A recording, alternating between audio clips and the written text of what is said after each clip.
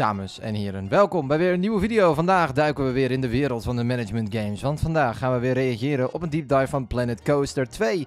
Want we hebben dat natuurlijk al vaker gedaan. En er is weer, althans voor vorige week, een nieuwe deep dive voor jullie verschenen. Ik neem het op het moment dat die net online is gekomen. Dus dit is mijn eerste reactie erop. Hierin gaan we mastering of management zien. Dus we gaan alle management details zien vandaag, financiën, etc. Oké, laten we er mooi maar eens in gaan duiken. En met deze twee mensjes gaan wij lekker bespreken hoe hun game er mooi uitziet. Nou, let's go! Hello there, my name is Robert James and I'm a UI designer on Planet Coaster 2. And I'm Xander Payne and I'm a senior games designer on Planet Coaster 2.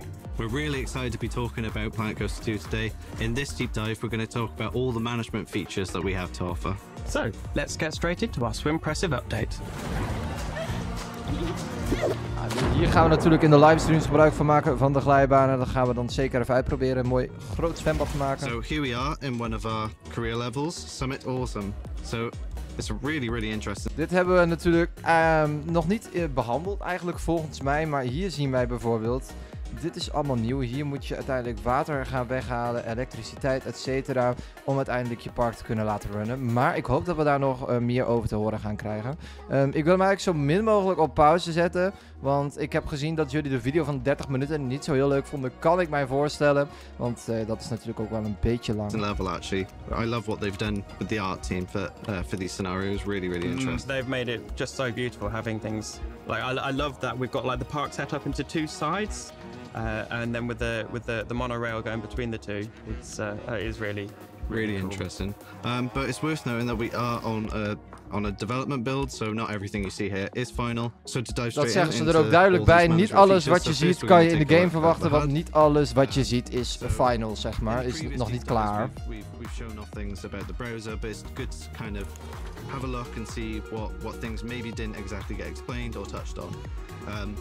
So first off, all the blueprints are here by default, and then you can also look at the tools on the right. These tools are present in each one of the tabs inside of the browser, and this allows you basically to switch between building new or building from these blueprints, and that's the same across Dit these. hebben we eigenlijk al gezien. Dat treintje vond ik trouwens wel leuk. Levels as well, you will have some research, so not all these blueprints will be available to you straight off the bat, but as you progress through the career, you're going to be able to unlock more of these blueprints, but you can always build new. So there's always an option for you. And then in the scenery as well. Lots of blueprints in the scenery. The art team have outdone themselves, bringing so many items to our blueprints to the game. As well, one of the things that you'll be happy to know about is the fact that we can actually increase the browser size. With, as you say, with so many scenery paths, it's good that you're able to see more and more of them. If we look up in this top left-hand side, you've got a few extra tools that'll be really integral to your management. So one is notifications. Obviously, we got notifications for all different types, and usually the ones that will appear in here will be kind of the minor ones, but as things start to progress and more important things start to appear, you will see new variations of this notification. Hoe noem ik dat bang voor een attractie? Here, so that you can always have a straight look at the really important things going on in your park. For example, if a staff were to be fired or something like that, that's something you really need to know right off the bat. Don't need to know that. What are they going to do? One of the other tools we've got is park expansion. A really cool tool. So we haven't really got much additional land to build on in this level, but in some of the other ones, you're able to expand out your level by buying different sections of land. And one really cool... Je kan dus nu ook echt land kopen in je career. Dat vind ik op zich wel mooi. Ik wil eigenlijk ook direct met een career beginnen in de livestreams. Maar ik denk dat we eerst sandbox gaan doen. Maar dat is allemaal nog even afwachten. Want ik wil eigenlijk, zeg maar, wat we in de livestream maken, wil ik uiteindelijk een video gaan bespreken. The thing that we're doing is giving limitations on these bits of land as well. So, as you can see here, like this one, for obvious reasons, you can't put paths or pools, or terrain or scenery, and there'll be loads of different variation throughout all the different career levels. So it gives players a real challenge on how they design their parks. The next thing, objectives. So obviously with any career campaign, you have your objectives. You've got your bronze, silver, gold, and platinum, and these will be unlocked as you progress through the story. You can open this on the side, or you can pin it on the top. So you always have that visible as you do other things. And then last but not least is our management screens. So we got a few Dus different het nieuwe areas. management I won't screen touch dus on them all van because we're de going to tweede look a Planet bit Coaster. deeper in some of Ze hebben the de game helemaal vanaf de sections a bit grond later in af. this We moeten deep opnieuw bouwen, dive. omdat het in een But nieuwe engine zit. If we start off with, let's say, park Althans, options. een nieuwe so these engine, are dat just is volgens mij niet the waar. basic Volgens mij maken ze nog steeds options. gebruik van Some might dezelfde be one engine. park, that sort of thing. I'm renaming it.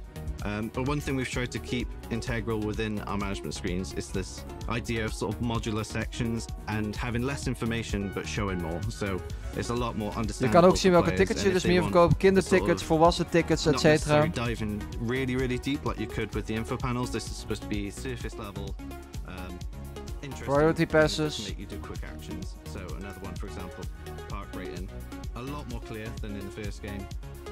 Hier, dit is veel uitgebreider, de park rating. Dan weet je ook precies van, oké, waardoor is de rating zo laag? Performing the worst is actually going to have the most effect on your park. So it's almost like an incentive to try and keep all four of them kind of equal as you progress, so that the one that's doing the worst isn't going to really pull down your park rating. Very quickly on guests, you've got some different thoughts, and then it also says your guest needs here. Obviously, the higher the percentage, the more you're meeting those needs. Yeah. So high is good, low is bad. Yeah. And Xander's going to really dive into this deeply in a minute. So the next thing we'll look at quickly is the Attractions en shops. So this is just Dit is eigenlijk een beetje gelijk gebleven. Ik zie niet echt zo in 2-3 wat nieuws. So you can easily organize. You've got your different sorting abilities at the top. Able to see prestige, income, price, that sort of thing. So you can see everything at a kind of global level within your park. And this is very similar then to the staff as well, where you can see all of your staff, how they're paid, names, locations, all that sort of thing. Research is what I briefly mentioned when I was talking about. Duidelijk veranderd, research. Obviously you're able to unlock all these different blueprints. Hiermee kan je dus de blueprints unlocken in je career, want je hebt ze natuurlijk niet direct allemaal. Through your career levels, and then you're able to use them here, spend them to unlock different blueprints. Yeah, so something that's worth pointing out here is that over the original Planet Coaster, we are now unlocking research across your whole campaign, so that you gain different nodes throughout the campaign, which you then keep. And I won't dive too much into this one because we're going to talk about this a bit later, but these are your finances. Inside of the settings now, we have added this accessibility tool to be able to increase and decrease your UI scaling. So if I apply it here, notice how everything got larger. So it's great for people on PC who want to be able to play the way they want to play. You can see this is increased across everything. So all the browser is bigger, all these buttons, all the info panels, everything. Next, we're going to talk about heat maps, which I know you really are excited to talk about, Xander. Yeah. So the heat maps, they're a great sort of tool. Dit zit ook in Planet Zoo. Daar ben ik blij mee dat het hierin komt. Dan kan je zien hoe de gasten tevreden zijn, zeg maar. Hoe groener, hoe blijer ze zijn, hoe oranje of rode, hoe minder blij. Or less happy based on the colors that the guests show up within the mood. And scrolling through the different ones, you can see that you can see the same things for their needs. So you can see where your guests are thirsty in your park and where they are hungry as well. The next one we can see here is for guest tolerances. So in the original Planet Coaster, guests would have a tolerance for their nausea and fear. We have now got a few more tolerances, and the guests will assess your rides based on both the ride height, the speed, as well as the fear and the theming and the length of the queue. So different guests will be willing to wait for different lengths of time. Dat is mooi om te zien, want je hebt natuurlijk ook mensen die ontevreden worden van een lange rij. Nou, dat hebben ze hier ook gebruik van gemaakt. Ik hoop dat jullie het allemaal een beetje horen, want ik zag dat het audio een beetje hard stond. Zoom in on this little mascot guy. We got the staff morale, we got staff pay. And we have the Gulpy heeft een break nodig. Gulpy looks like he needs to go on a break. So yeah, it's not only guests that we've improved on, we've also improved on the staff as well. So the next one we're looking at is power. Kijk, hier gaan we het dus over hebben. Kijk, je ziet de meerdere kabels naar de attracties lopen. Want de attracties hebben natuurlijk stroom nodig. In de eerste Planet Coaster was dit niet echt een ding. Maar in de tweede Planet Coaster hebben ze er echt een ding van gemaakt. Het is een beetje het City Skylines-achtig iets. Daar moet je natuurlijk ook water en elektriciteit naar de huizen trekken. Nou, dat is hier eigenlijk exact hetzelfde. Exact hetzelfde, nou ja, ziet het er een beetje uit. We don't need a generator, we need a distributor. So we already have generators on this side. As you can see, since half of it is already powered. So we just need another distributor to basically increase this radius that has been made from the generators. So we need it. We're not artists, so this isn't going to be pretty. We will just put it down. We'll link it up to the system, really easy. And boom, there we are. So now we've got the water heat map, which allows you to see if you've got water running to all of your pools properly. And you can also see the water cleanliness, which is another feature of the water system. So the Okay, je kan zien of het water schoon is. Look at your profit, look at your finances. And these will then highlight all of your shops, your guest services, that kind of thing that will get you money over time, and you can basically see how well or badly they're doing. The next one to look at is the scenery, which I know is close to your heart, Sander. So do you want to talk a little bit about that? So scenery is something that's very important to the guests and to your park. So the rides themselves look at the scenery, and they will, that will increase the prestige of the rides. In the original Planet Coaster, the scenery system was often quite opaque, and the players didn't necessarily see how it was working. So in this one, after request, we have brought it up to the players in a heat map so that they can really see exactly what the scenery is doing and where it is affecting things. Yeah, it's really interesting as well, because we know that our players love the creativity aspect. So it's really good to kind of link this in between the more improved management systems that we're trying to work with. So you can make really beautiful parks, but it also has the impact as well. And then lastly is operations. So this is the sort of the wear and tear features of the rides, so how things are functioning.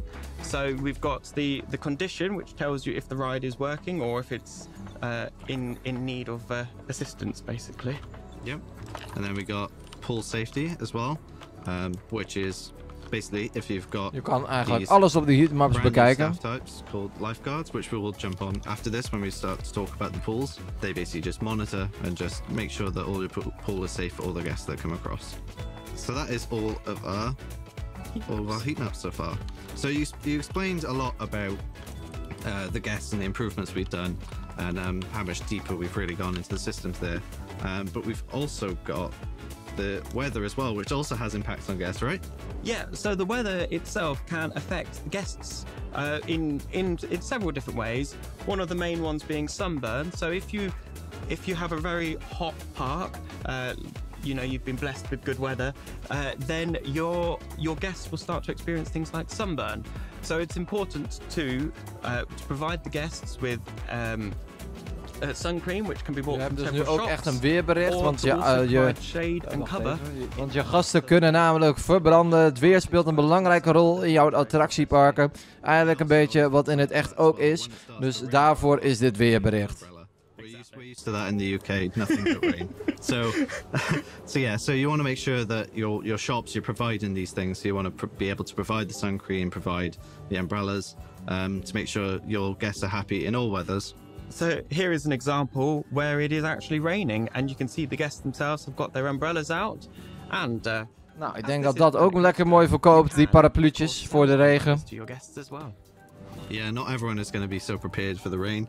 You'd always expect when you go to a theme park it's going to be nice and sunny, so if you are slightly disappointed by that, at least you can buy an umbrella in the park. And something that we wanted to present in Planet Coaster 2 with the weather is the predictability of it. You can see on the screen at the moment what the weather is forecast for the whole day, as well as what you should be expecting to see in the coming days. Guests will have multiple moods. They will enter your park mostly content, so they are just they're in a happy mood, and this is sort of relaying to the player that this guest has got nothing wrong, and they are waiting to have some fun. But then moving on from this, you will find guests that are in a happy mood or an excited mood, which is based on the rides that they have been on. Have they been having a good time, and are they excited to go on more rides? But then to also add to the feedback section of moods, we have some more negative moods, which is based on if they're bored, if they're unhappy, if they're uncomfortable, and if they are desperate. Yeah, we've got a really interesting range of behaviors with these guests, so it's really cool to be able to see how they react and how you, as someone managing this park, is able to try and contend with those issues and try and meet their needs. We want to talk about the staff now, right? Yeah. Yeah, been a lot of improvements, but one thing of note is that hier zien we now dus we alle have nieuwe 2 new staff stafdingetjes, modes. We have the ride lifeguard and attendant. the ride attendant. Given as we're just Dan by moet je pool, die I nu think ook the halen. Die kreeg lifeguards je would al be a eerder good bij one to de start off with. ride So the zelf. lifeguards will need to be near your pools, and they will be increasing the coverage of the the safety rating in the pools.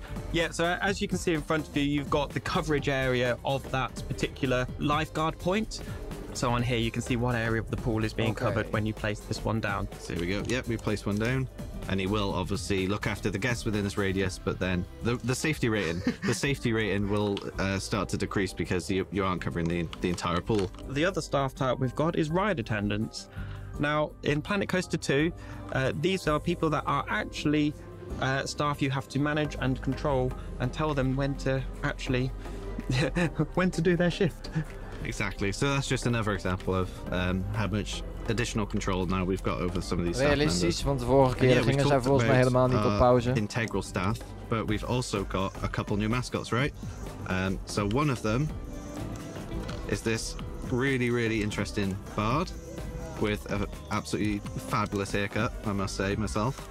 He's got a lot of flair about him, doesn't he? Really. Oh, he's fantastic. I'm just speechless in awe. Look at him go. But it's not just him as well. We also have the Viking as well, and he is absolutely gym goals, or she. I was going to say she in this instance. She in this instance. So obviously, when you spawn them, they come in male and female, so you get to see this different variation. And this goes alongside all the other new different mascots that we've gotten. So we got a nice new collection of mascots for players, which we hope they'll really enjoy seeing doing their thing around the park. So there's some more interesting staff features that we can talk about. One of which is the staff zone. Yeah. So the staff zones is a really great way to paint out onto your park where your different staff are going to work. Okay. So you can. Dan kan je dus if ook you instellen, were volgens to mij create a kon new dat one al in here. de eerste Planet Coaster, maar dat weet ik niet And you will be 100% able to zeker. draw in Ik heb namelijk where niet it van connects, alles for gebruik the gemaakt, staff, zo and then eerlijk ben when ik you ook. place staff in that zone, they will then operate within the bounds of that zone. And this links really deeply actually with the staff scheduler. Let's say now I've made this new zone, zone 6, and now I wanted to make sure that our new Viking that we just placed down always stays in there. So we can open the full scheduler here. When you open up the staff scheduler, you can see all the different staff that you have and their names. You can locate them. Yeah, so that is something that is really new over the original Planet Coaster, is the ability that is the functionality of only paying the staff for the work that they do. So when they are not working in your park, you're not paying them for that. Yeah, it gives you a lot of control to really specify and maximize your profits with this system. Exactly, and you can also go even deeper. So if I just chose, let's say, a janitor, for example, I can go into advanced settings, and then I can select all the things that I want them to do. If I go into the scheduler here, you can see they're all currently, I believe, they're unassigned to a staff zone. So if I wanted that staff to jump into this new zone I made for the plaza, zone 6, and then now he's there, and it inherits the color and the icon as well, so you don't always have to know the exact name of the zone, as long as when you set it up you're aware that, oh, the red area is this one, yellow is that one, is, you know, another accessibility. Ja, dat is wel fijn dat je ze kan marken met een kleur. Daar hebben we zo over nagedacht. So on here we can see on their panel that they are content, they've got fair pay, and they have taken a break. So what this all feeds in is that the pay and taking rests within a day all feed into the morale system of a staff, which means that if you keep your staff happy, they will work more efficiently in your park, and if you don't keep them happy, they're going to leave your park. Okay, so now we're going to talk about the attractions. Yeah, so as we mentioned earlier in the heat maps, the guests have different tolerances. So guests will be examining your ride to see if it matches the tolerances that they have. To see how your rides match up with this, if you were to click on the ride for me. And then if we go to the testing tab, and on here you can see we're currently on the live data, but you can also see the results, which tells you all of this information about the ride. Yeah, so we'll be able to see from our guests in the park, see and actually try and meet their needs, even for the attractions, which is really useful. So hopefully you can't just go in there free roam these incredibly crazy coasters. You have to kind of think about what your guests would actually feel about that, beyond the limitations of actually building the coaster itself. And one of our other tolerances is actually to do with what the guests can or can't eat. Would you mind showing us a very brief overview of the shop's menu so we can see how these restrictions play into the menu? Sure thing, yeah. So obviously got the shop here, chief beef, primarily does beef, to no one's surprise. So yeah, you've got your guest thoughts about what people have. You can go into the prices then. You can change the prices je kan de and prijzen choose, per ding what veranderen. different things you'd like it to Nice. serve. So obviously you've got gluten-free burger, cheeseburger, plain burger. And then these dietary requirements, as you just mentioned, will appear now inside of these as well. So you know that when you select different items for your shop, you know that they're going to have you're going to be meeting the needs of some, but maybe excluding others. Yeah. So if you were to just click on one of the cogs on the right there, which is for the settings of this particular menu item, you can see on the left-hand panel there we've got sort of extras. So you can add extras, and they will increase the dietary sort of what it contains within that one item. So guests will pay more for items with lots of extras, and they will get more enjoyment out of it. Oké, However, ze hebben het echt you flink are then uitgebreid. restricting Daar the ben ik wel number blij of, mee. items that the guests can actually purchase from if they have any restrictions. Exactly. So yeah, if you had some guests with extra restrictions, then maybe it's not advisable to go ketchup because there's a few more different things that could impact. Whereas maybe just adding some extra cheese might be more beneficial and easier for the guests. We can even see on here the breakdown of how many of your guests can actually eat those items. We did roughly touch on the power management stuff when talking about the heat maps, but do you want to sort of dive back into that a bit? Yeah, if we dive a little bit deeper into the power management, there's quite a lot to really look at. Central one, yeah, there we go. So with power management, you have multiple different generators that you can use, and you will need to place several generators as well to provide for larger parks. So, and then the generators will then connect up to the distributors, which we are now looking at, and the distributors will sort of say how much power they are able to place in an area, and then you can see how many items or shops and rides and everything are actually connected to that distributor. We've also got the solar panels as well. Oké, ze hebben ook zonnepanelen, dus als jij een heel groen park wil, kan dat. Yeah, then you can hook that up. Zelf ben ik daar niet zo heel erg van.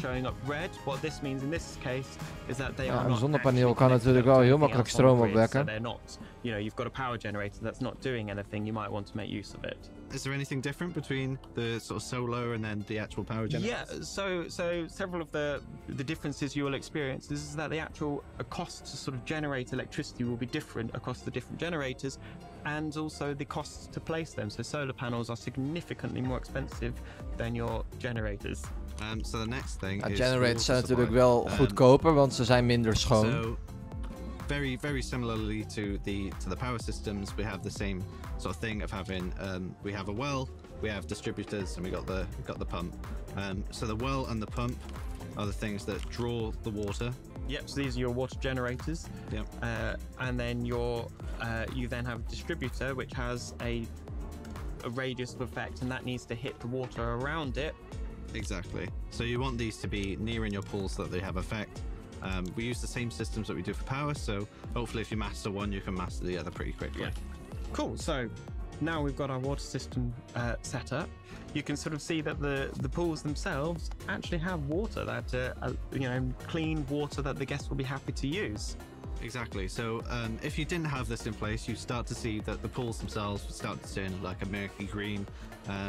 They really wouldn't be appetizing to the guests, and you find that they won't start coming to the pool because they think it's got really dirty and muggy. So having this in place will keep all those pools clean, and also for your flumes as well, because the flumes do require you to have the clean water as well. Yeah, and the more guests that you have going through into your pools, the more sort of filtration that you will need to have set up.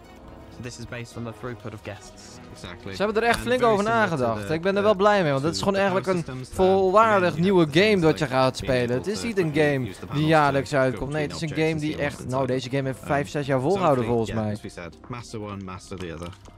The next thing we wanted to move on to was maintenance, right? Yeah, so maintenance. This is the mechanics and the wear and tear. We gaan nu naar de mechanics toe. The water pump. We have multiple areas, including the condition and the servicing. The The condition is a familiar part from the original Planet Coaster, where it will start to degrade after a certain period of time, and then your device will break down. So the servicing is the ability for the players to control if this condition is going to go down or not. Ja, want ze moeten natuurlijk gerepareerd kunnen worden, want deze dingen kunnen natuurlijk ook kapot. Time, and if you don't keep on top of your servicing, the badge you will lose the service badge, and the condition will start to degrade. Exactly, and so you basically want your mechanics to be in the vicinity doing the exact thing you want them to do. You could do this through the scheduler, but equally, as I said, you could do emergency call if you want, and emergency refurbish as well. So you do still have this option in case of an emergency. You can press these buttons, but it's much more advisable that you go through the sort of scheduler and just ensure that a service is due. Like we can see, it's due in 108 minutes. So you want to keep on top of it to make sure that your conditions never drop too low. Alright, so the final thing we want to talk to you today about is the finances.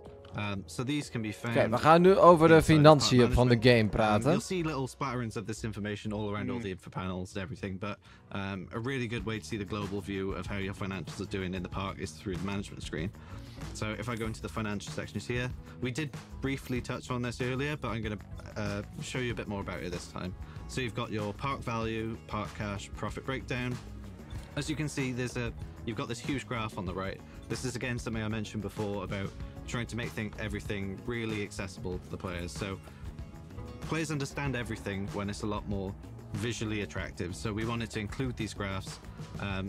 And when you first start off a park, you may not see it being this useful, but the longer your park draws out, the more you start to see these trends, and you get to see how it becomes actual useful information. Ja, ik vind het wel beter met grafieken, die kan je veel beter doorlezen. So the loan system here, so pretty simple. You take out a certain amount of money, and then je kan een lening aanvragen en dan kan je ook zelf kiezen hoeveel je wil. Dat is wel chill, want je zat natuurlijk eerst vast al gewoon maar bij bepaalde loans, maar nu kan dat. Kan je dat ook zelf aanpassen? Loan is natuurlijk een lening. There is a sales cut. So the way you pay it back is rather than having to come in here and have to decide on how much you want to pay off that, it basically takes it out of your sales. So you never actually see the money being taken directly out. It's kind of like it gets taken off all the money that you receive. While the sales cut does take off the money for you, so you don't have to worry about it, you do still have that option to pay off if you want to, but it's a secondary option. It's not the main way that you have to worry about it. So you could carry on playing. As long as you're improving the performance of your park, it will actually get better and you will start to pay off. So this isn't something you necessarily have to worry about, but as you see here, you pay off your loan. It says how much of your park cash is left. Ah, dit is wel fijn. Dan kan je ook zien hoe dat allemaal gaat. The sales cut itself will decrease based on the amount you pay back or the amount of loan you take in the first place. Thanks so much for watching and looking at the expanded management options of Planet Coaster 2. Planet Coaster 2 is now available for pre-order, launching on November 6th for PC and console.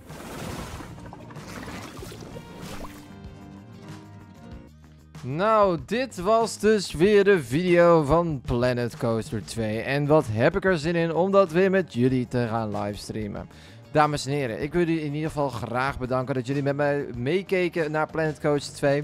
En je kan dit kanaal ook steunen, gratis en betaald. Gratis door de video te liken, te abonneren op dit kanaal, de video te delen met je vrienden, etc. Je kan het kanaal ook betaald steunen, aangezien dit natuurlijk een hobby is en jij misschien ook wil dat wij ons kanaal groter kunnen maken en natuurlijk kunnen verbeteren. Nou, dan kan je ons steunen met een lidmaatschap of een eenmalige donatie. Een eenmalige donatie maakt niet uit hoeveel dit is, maar voel je absoluut niet verplicht. We zijn ook enorm blij als je ons gratis steunt. Nou, bedankt voor het kijken en doei doei!